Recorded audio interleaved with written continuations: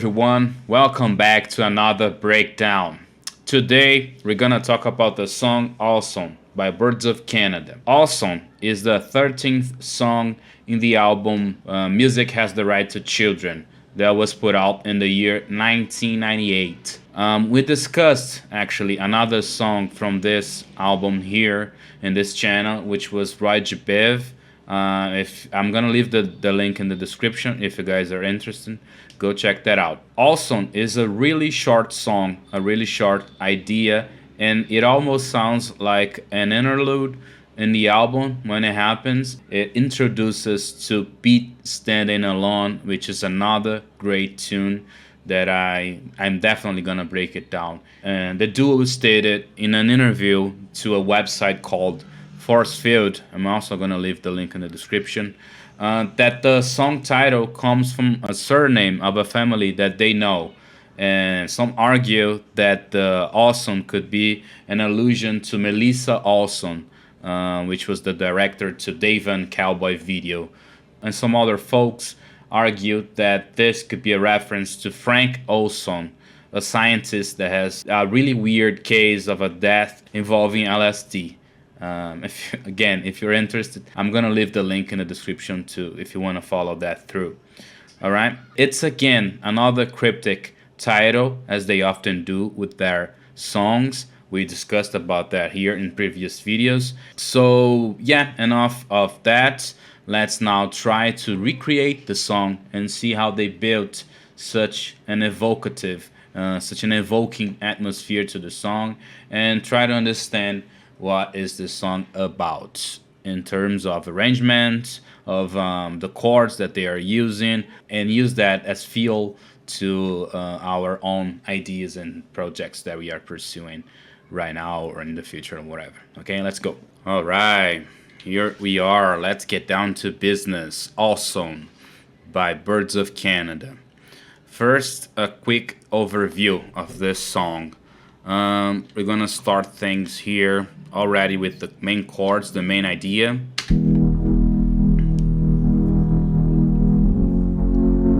Alright, this is the main loop.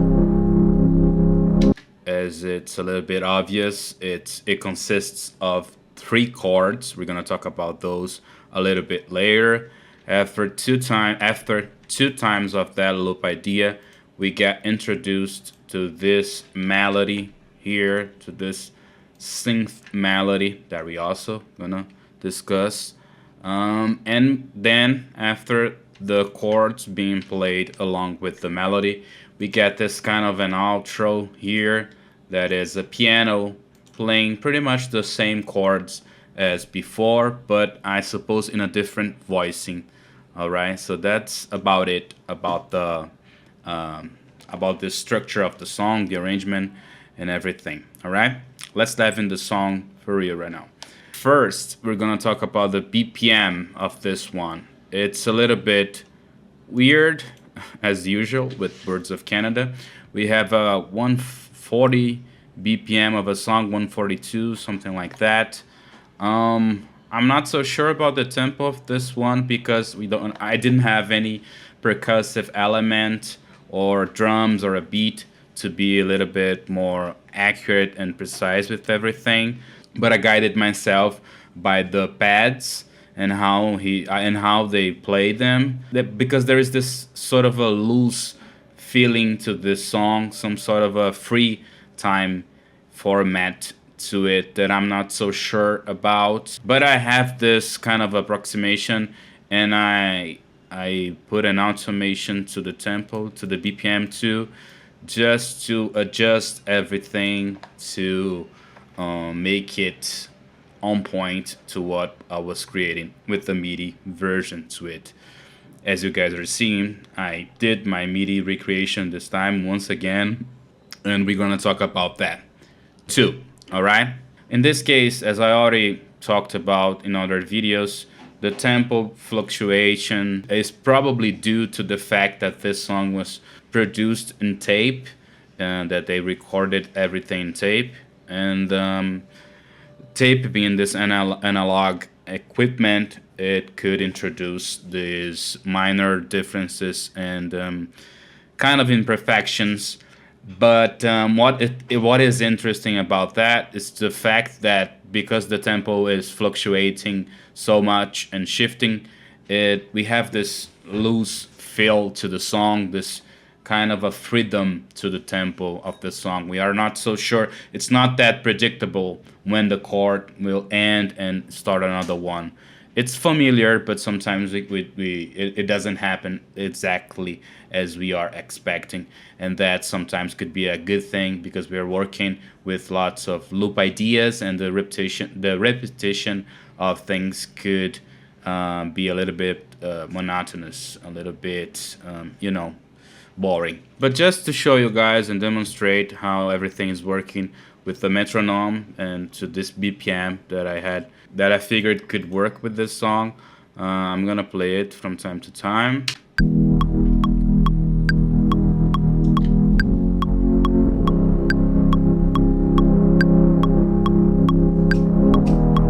It's not very precise.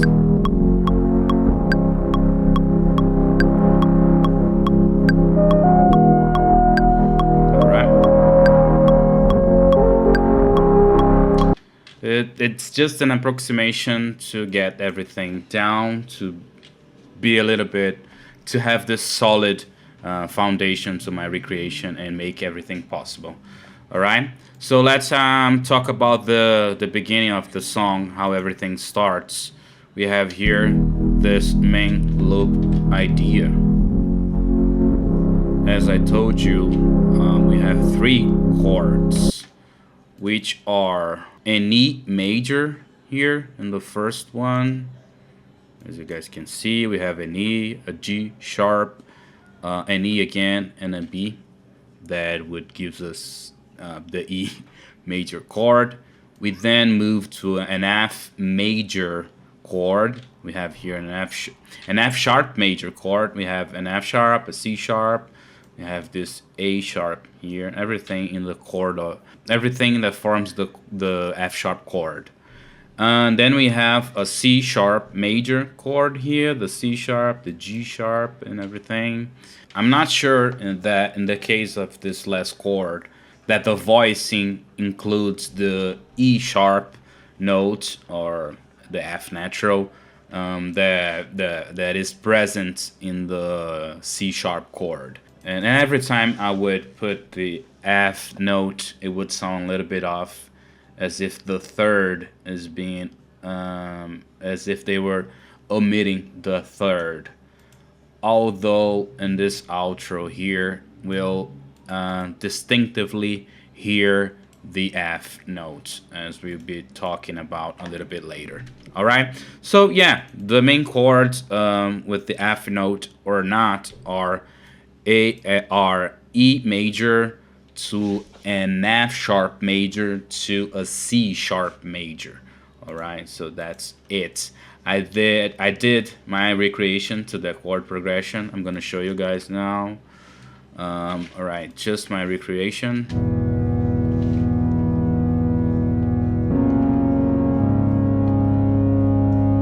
Along with the bass.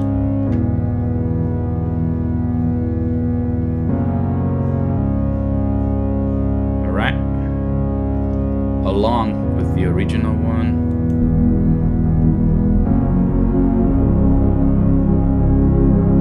I have this second instrument here that I called a pad 2 because we have a lot of high frequency that will be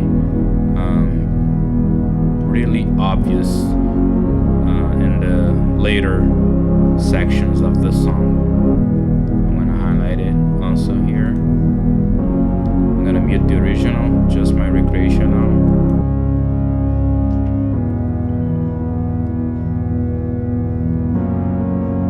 Oh yeah, so that's the main idea, what is happening in the song, the original. After that, we have another repetition in this area here.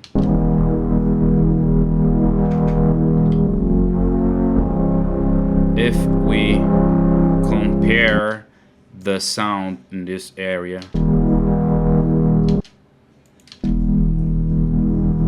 have a lot more of a distorted sound and a lot more of a frequency content happening here, and that's why I duplicated the pad instrument. And this one, if I isolate it, it's doing just the high frequency content, and this is a little bit more of a full sound.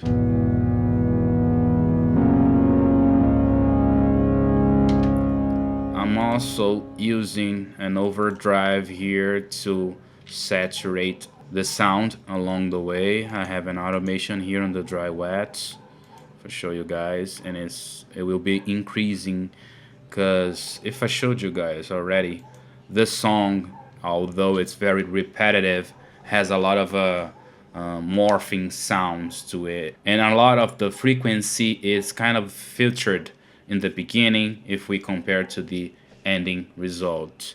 In this area it's sounding like this, but in the end it's way fuller. Alright, so that's why I had to have two instruments. Along with those, I have an instrument just for the bass. It's pretty much the same here. I used a kind of a string synth idea of a sound, and I'm not so sure if that's the case in the original one, but that's what my mind went to. And the bass is just adding more of a heaviness to the track, and it's pretty much just doing the root notes of those chords, an E, an F sharp, and a C sharp.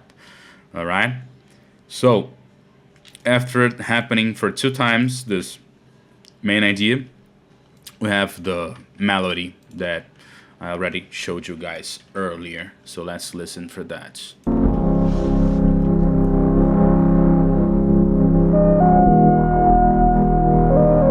Such a pretty melody, so calming and soothing.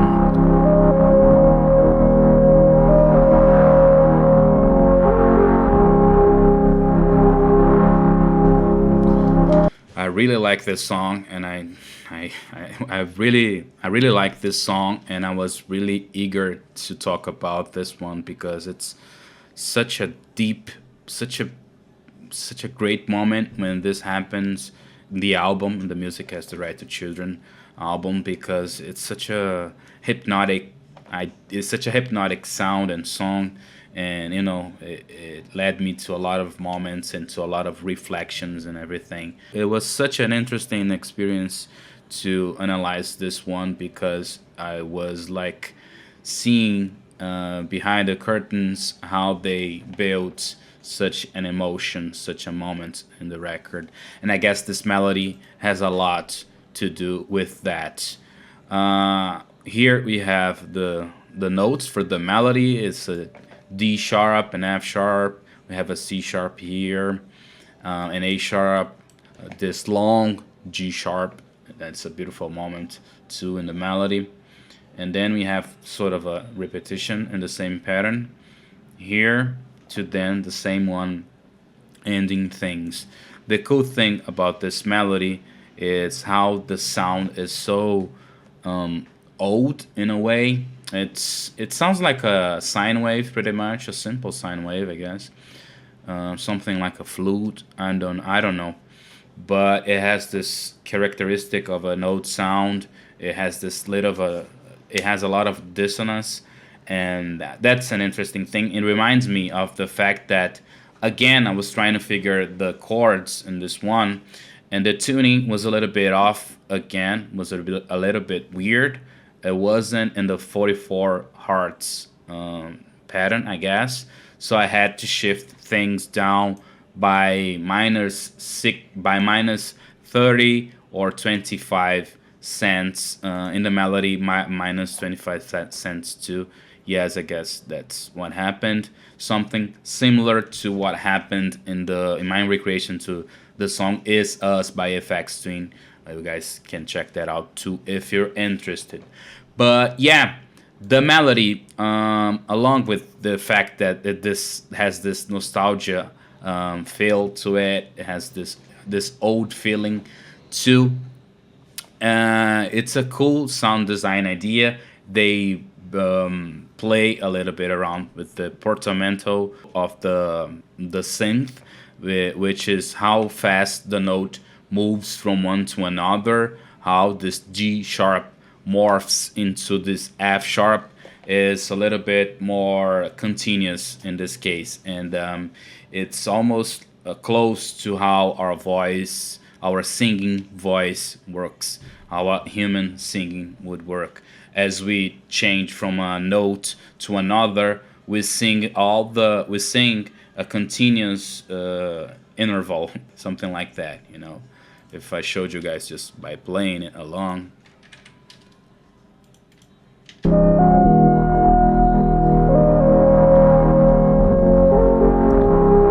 How the notes change between themselves is pretty smooth.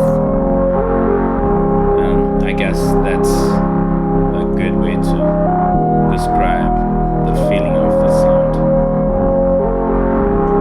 It's difficult to explain sound designing, but you know,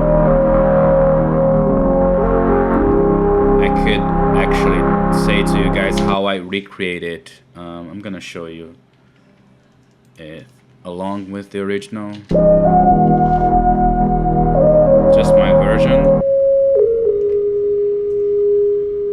everything together, my version.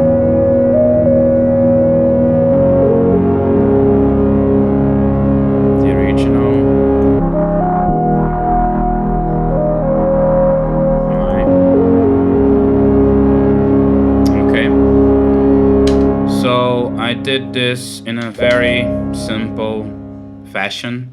I put a massive with a sine wave. I put a little bit of a reverb on it. I masked a little bit with the portamento settings. And yeah, that was about it. Put some noise to it. Detune it by 25 cents. And you guys could put some tape emulation to it. It would work a lot to give this feeling that the original one has, as if it's happening in this analog instrument with its imperfections and everything that accumulated through time, and that makes this song sound a little bit old and from another time, you know, that us as listeners probably didn't experience but get a good glimpse of it through a song, which is a great thing that they were able to accomplish with this one. But yeah, then we don't really have anything different happening after that, just in sound design. As you guys can see, we have this automation here. It is in this setting here of the overdrive that I had to put to saturate the frequencies and to highlight them, make them more present in the mix, as we're gonna show you guys, as I'm gonna show you guys now. The sound is a little bit more open in this area. Mine is a little bit more distorted than the original one. We'll get the idea. So yeah, the melody will repeat once again. The same chords, the same 3 chords and the bass notes.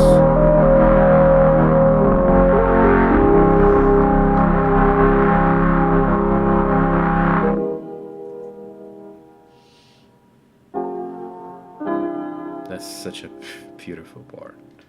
And yeah, as it's pretty obvious, we have the 3 chords being repeated through this area after we get this melody, this lead synth. We have a lot more of a repetition to it. And then we have this outro here that we talked about before. It's this beautiful piano sound playing the same chords with this different voicing. We have again an E major chord, then an F sharp major chord, and the C sharp major chord. But this time the F note is pretty obvious, and at least as I recreate it and as I listened to it, as I heard. All right. So, but something that I kind of missed, and I'm gonna do right now, is this.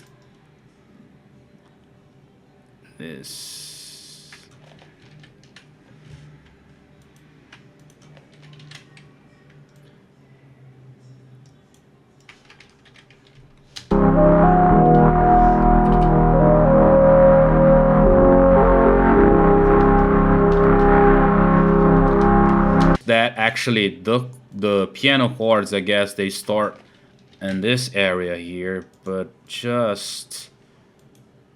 very subtle. Okay. I thought they started there, but I guess I can hear it from this area too.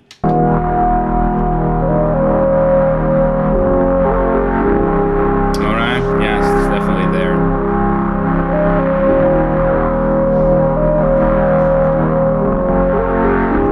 Alright. Then everything stops and we only hear the piano. This last note here is the F note that we talked about. Now highlight it. This one. Okay. So we have this outro, the same chords, but played in a different manner, in a way, because everything stops in this area here, and we only hear, and then we only listen to the piano. That gives us this clarity in the harmony, but also a sense of a space, of a large space with nothing, kind of empty somehow. I don't know. Let's listen for that once again.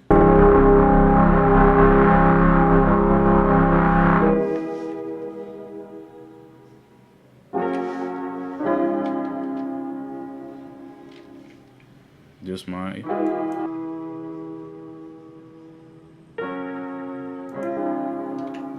Alright. If I played this area, I'm gonna highlight only the piano chords.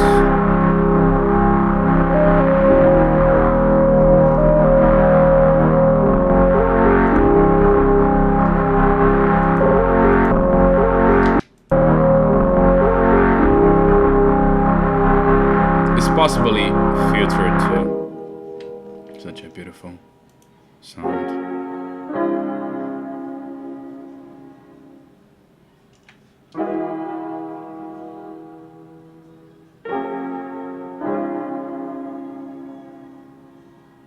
And then we get to the end of the song. Alright, so yeah, that's about it. The song is pretty simple, it's pretty straightforward.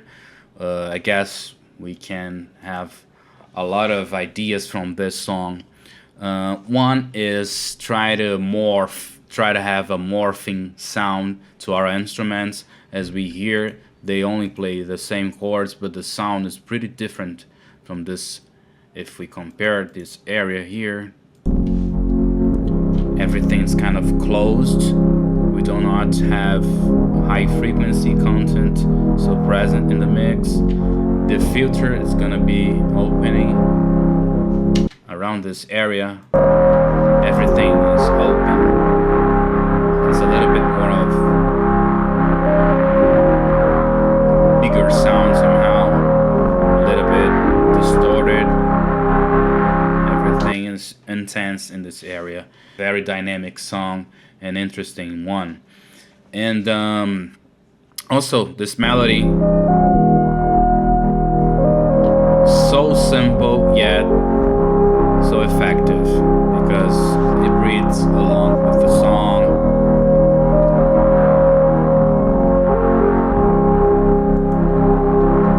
And this beautiful outro, the way everything transitions, it's beautiful.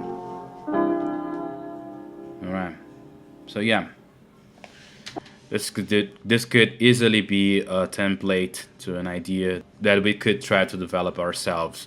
This sounds and works a little bit more like an interlude, as we talked about, But if we are using this as a layout, as an idea, we could, I don't know, use it as an intro to a fuller idea, try to develop it a further more or something like that. I don't know. I'll leave it to you guys. If you want to suggest other songs or anything else, leave it in the comments. Again, if you made to this point, please leave a like and a subscription. That would help the channel a lot. It always brings me joy to see that people are enjoying my work. I'm gonna leave you guys with my MIDI recreation, and yeah, I hope you liked it. Thanks for watching. Until the next time.